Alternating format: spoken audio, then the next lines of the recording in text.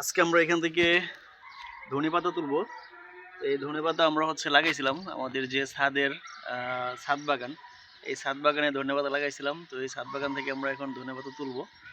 তো মাশাআল্লাহ, এই ছাদ বাগান, এ হচ্ছে আমাদের ধনেপাতা ক্ষেত, আর এ হচ্ছে ধনিয়া পাতা। এই যে ধনিয়া পাতাগুলো খুব সুন্দর হয়েছে মাশাআল্লাহ। তো এখন অল্প কিছু নিব এই ছাদ থেকে, সুন্দর লাগতেছে না? তো আমি এখন কিছু তুলি। আল্লাহু আকবার।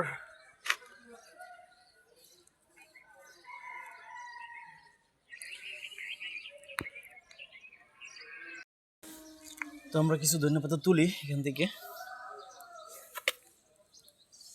বিসমিল্লাহ। ধনেপাতা তো গোড়া সহ উঠাইতে হয় না? বাহ, খুব সুন্দর না?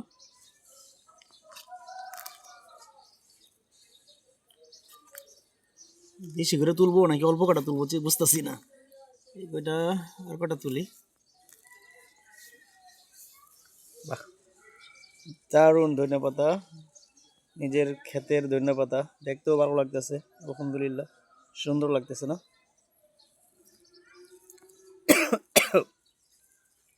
মাশাআল্লাহ, খুব সুন্দর।